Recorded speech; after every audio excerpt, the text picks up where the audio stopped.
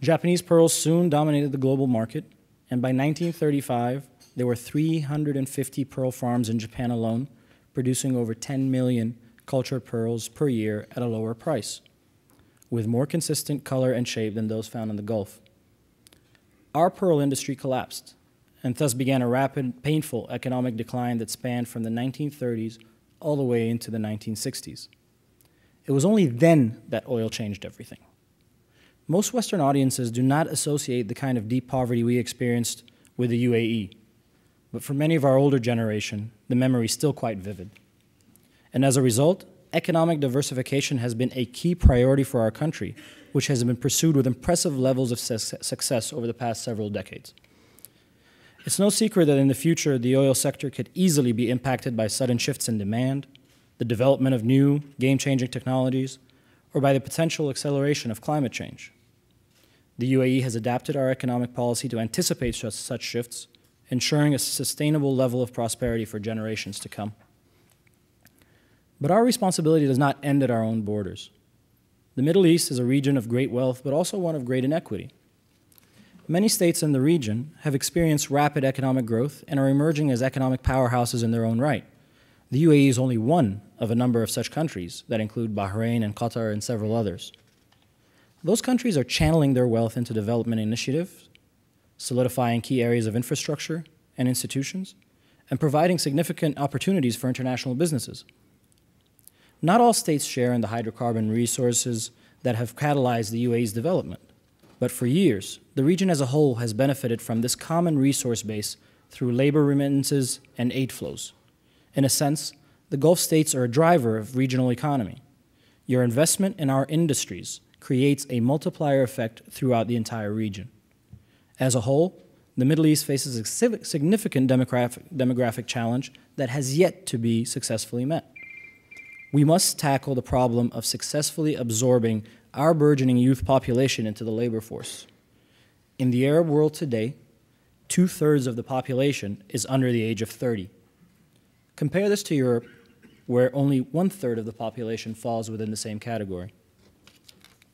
By no means static, the labor force in the Arab world is projected to expand by 75% between 2000 and 2020, which leaves us only another 10 years.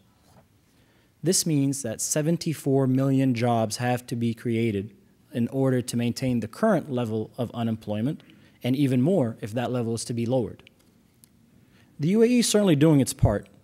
There are hundreds of thousands of young, highly educated Arabs working in the UAE, from accountants to shop managers to engineers and doctors. The UAE has become a magnet of opportunity and an enterprise for the Arab world. This, of course, includes both men and women. Among the UAE women alone, many have attained higher rates of education than their male counterparts and are actually flowing into the workforce. According to a recent study by the Center for Work-Life Policy in New York, 92% of UAE young women aspire to hold a top job. I'm happy to report that in the UAE, we've been able to take advantage of their ambition. We currently have 4 female cabinet ministers. Almost a quarter of our legislative body, the Federal National Council, is composed of female delegates, and we proudly have women serving as fighter pilots in the police force and as CEOs of leading companies.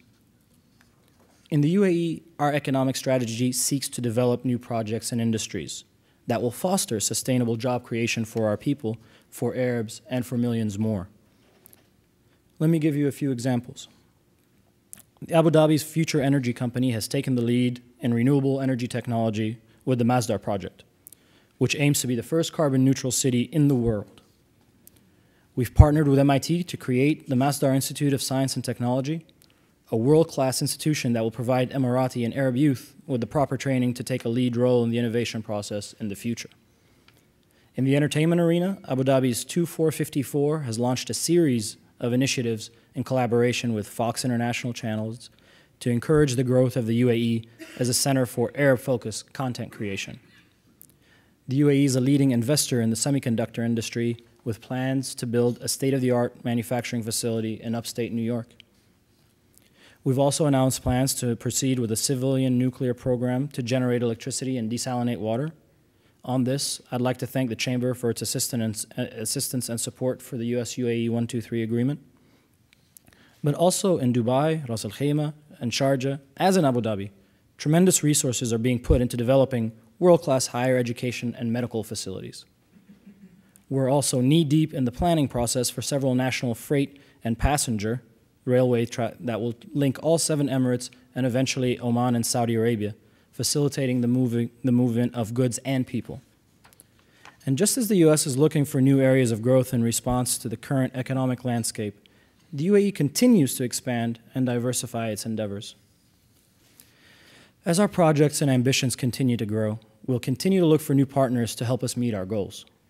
As the UAE's ambassador in Washington, I'm motivated to support the expansion of commercial relations, not just for the continued prosperity of my own country, but for that of the broader region of the Middle East. And before I finish, I'd like to thank, obviously, David and the Chamber and many of our partners here, but I'd like to reiterate a comment that some of them made, and that is the thanks that they've dedicated to my staff.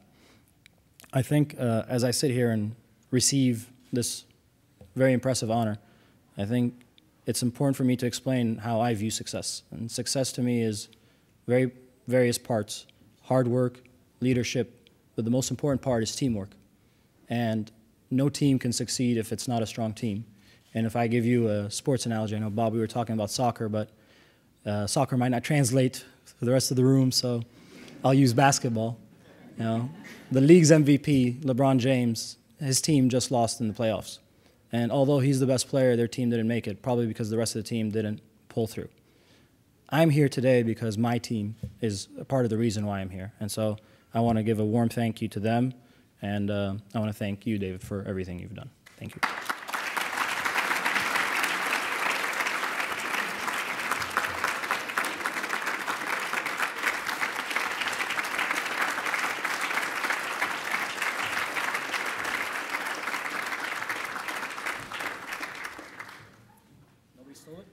Still here.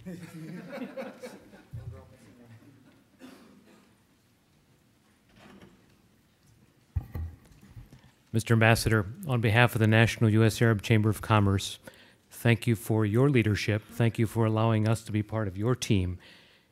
As was said earlier, keep doing what you're doing. You're doing a fantastic job. Congratulations.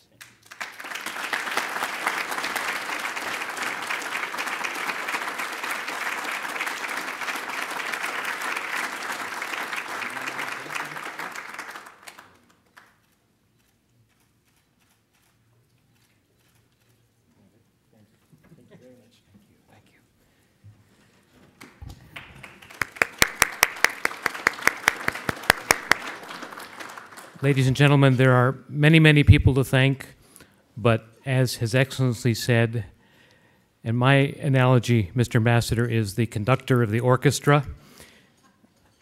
Our orchestra at the U.S. Arab Chamber of Commerce is blessed to have so many good people, and they make the rest of us up here look good. So please, on behalf of the Chamber, those of you who supported this effort from the U.S. Arab Chamber, please stand up and take a bow.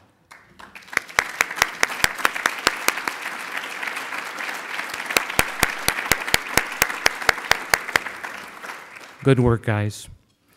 I want to thank our corporate sponsors for making today's event possible. I want to thank His Excellency the Ambassador and his team for all of their support. I want to thank Danny Seabright and the US-UAE Business Council. And most of all, I want to thank all of you for being with us today. It's been a wonderful celebration. Congratulations, Mr. Ambassador.